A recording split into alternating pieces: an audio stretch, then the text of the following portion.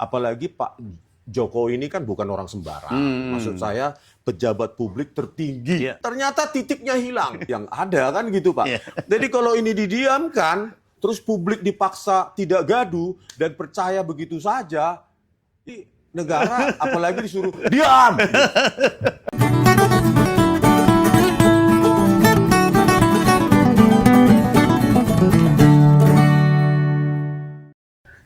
Halo, ketemu lagi dengan Om Begawan di Ngompol, Ngopini Politik. Saat ini saya, Om Begawan, sedang bersama-sama dengan seorang tokoh muda yang lagi viral di medsos, mainstream dan sebagainya. Kayak bintang film aja ini. Kita akan perkenalkan Dr. Rismond Sianipar. Oke. Selamat. Terima kasih Mas Begawan. Gimana kabarnya? Baik Sehat-sehat? dong, sehat. Cukup tidur. Iya, kita bertemu di kota Solo, di tempat tinggal kotanya Pak Jokowi. Dan saat ini Om Begawan juga mau mengupas tentang hal yang berhubungan dengan Jokowi. Itu Bang Sianipar. Iya, Mas. Saya mau tanya-tanya ini. Ini perkara geger ijazah palsu Pak Jokowi itu semakin bias.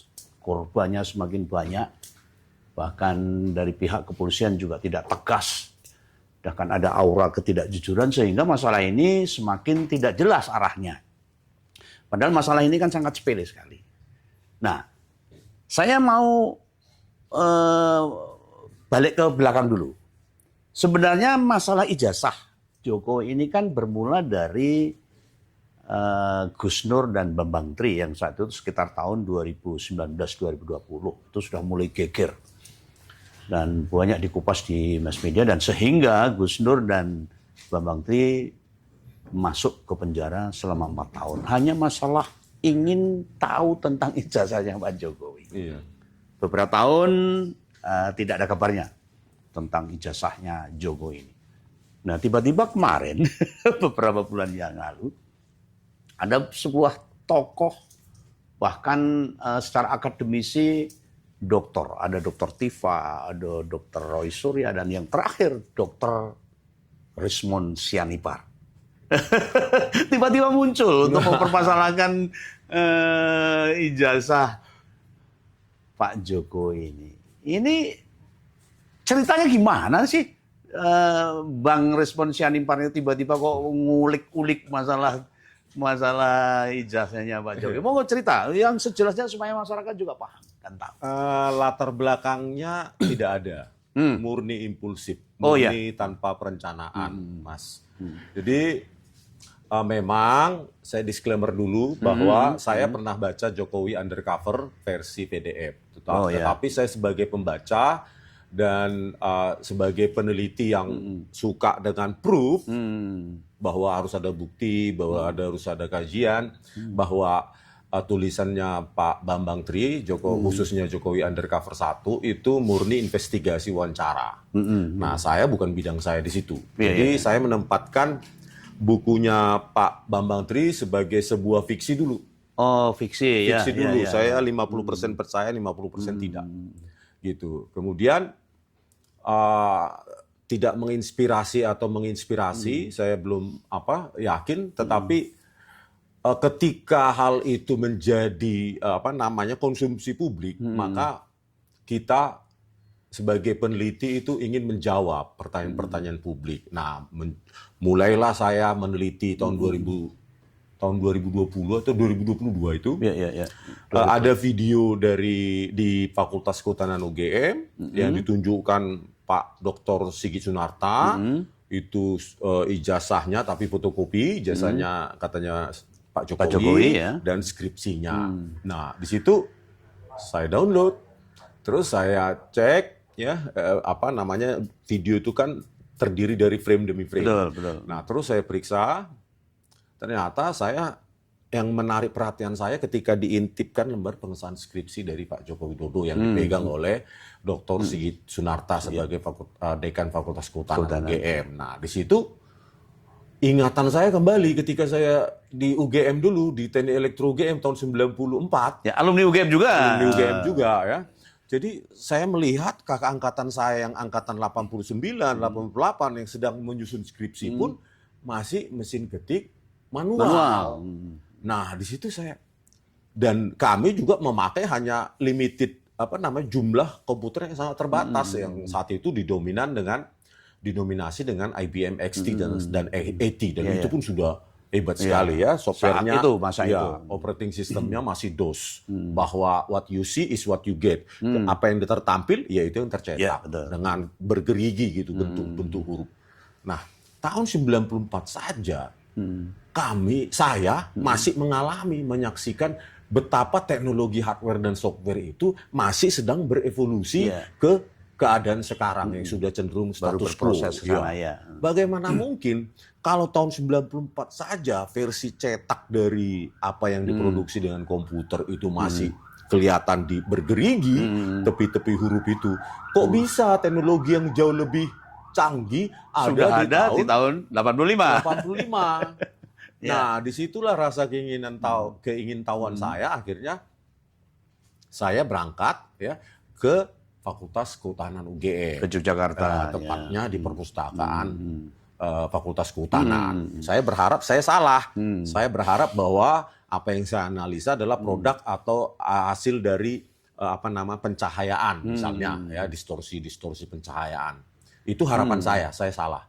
Tetapi apa yang kemudian saya temukan adalah saya benar.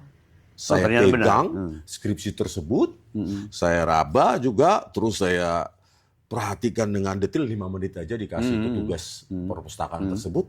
Ya, terus saya foto, terus saya analisa kembali. Ketika saya pulang, saya analisa kembali bahwa di situ memang di dalam skripsi itu nggak usah secara forensik, kasat mata aja. Secara orang yang paham birokrasi akademik seperti saya yang sudah 20 tahun menjadi dosen dan pernah menjadi mahasiswa di UGM, bahwa tidak mungkin skripsi itu tanpa ada lembar pengesahan terkait dengan dosen penguji, tanda tangannya, kapan dipertahankan. Dan di situ juga ada kontroversi nama. Dosen pembimbingnya ternyata Ahmad Sumitro pakai U. Sementara di lembar pengesahan skripsi atas nama Joko Widodo itu Profesor Dr. Insinyur Ahmad Soemitro. Soemitro. Di situ sendiri sudah menimbulkan kejanggalan dan pertanyaan-pertanyaan publik. Karena bagi mereka yang pernah skripsi, tentu sangat janggal. Skripsi itu tanpa tanda tangan dosen penguji. Bahkan namanya saja nggak ada. Nama penguji.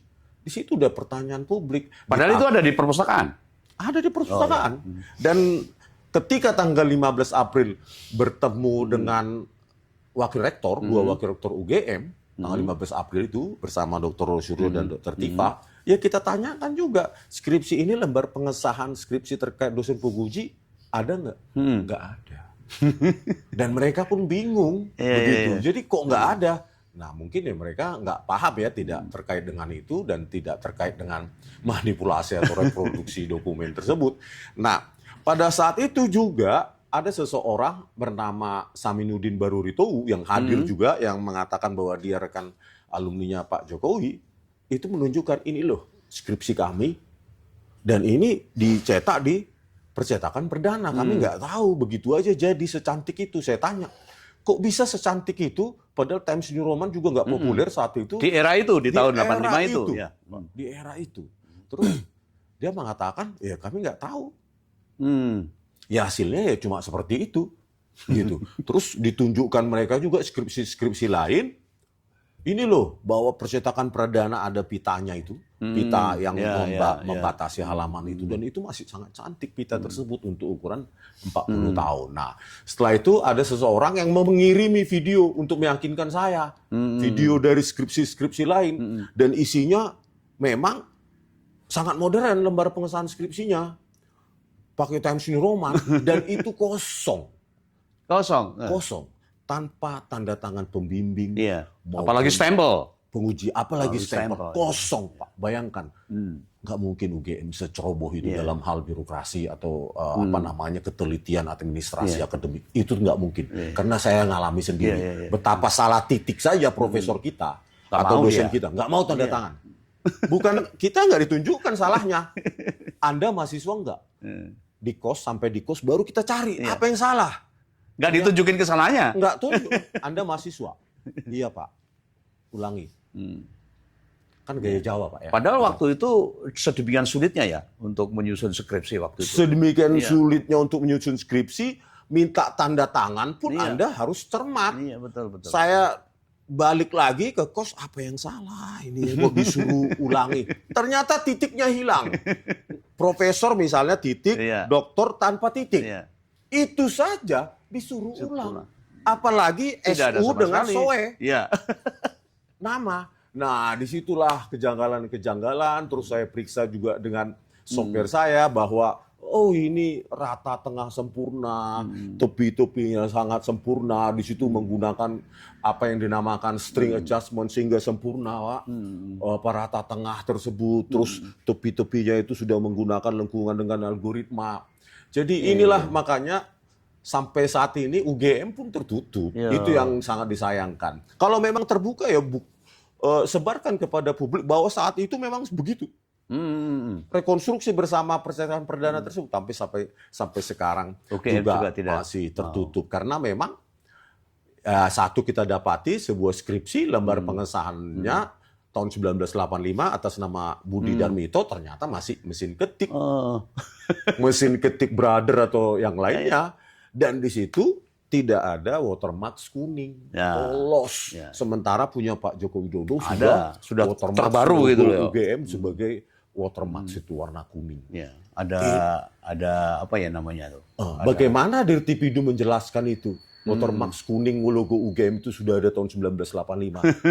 Tidak dijelaskan dan mungkin tidak bisa dijelaskan. Gitu Mas. Iya. Jadi ketika Dr. Rismond menemukan kejanggalan-kejanggalan tentang proses atau mungkin di skripsi Pak Jokowi atau bahkan ijazah Pak Jokowi, konfirmasi pertama yang Dr. Rismond ungkapkan kemana ini?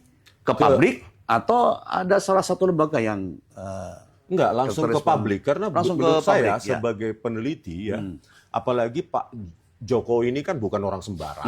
Maksud saya pejabat publik tertinggi 2 periode 10 tahun. Ya seharusnya wajar untuk dikuliti, wajar untuk dipertanyakan publik, wajar untuk dikaji, wajar untuk diteliti. Karena beliau adalah presiden kita. 10 tahun, 2 periode. Maksud saya dengan memberikan itu ke publik, terjadi diskusi ilmiah, bukan berujung laporan polisi, Pak. Diskusi ilmiah bahwa UGM juga bertanggung jawab untuk membuka akses kepada publik di ETD mereka, Electronic Thesis and Dissertation itu secara online. Apakah memang zaman itu banyak yang seperti itu, atau cuma Pak Joko Widodo sendiri? Kalau punya Pak Joko Widodo sendiri, bisa nggak dijawab mengapa itu sangat modern dan jauh melampaui ininya, zamannya. Dan sampai sekarang tidak ada jawaban itu. Tidak ada jawaban dan bahkan dari Dirtipidum itu pun tidak memberikan jawaban sama sekali.